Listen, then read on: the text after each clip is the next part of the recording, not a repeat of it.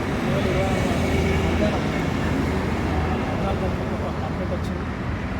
దాంట్లో ఏంటంటే కంప్లైంట్ అంటే ఆ పోలీస్ స్టేషన్లోనే ఆల్రెడీ ఆయన బదులు దొంగతనమైందని చెప్పేసి కంప్లైంట్ చేయడం జరిగింది. దానికి సంబంధించి సీసీ కెమెరాలు వెతుక్కుంటుంటే ఆయన ఒక సీసీ కెమెరాను గమనించిన సందర్భంలో గుర్తు తెలియని వ్యక్తులు ఒక గుర్తు తెలియని మహిళని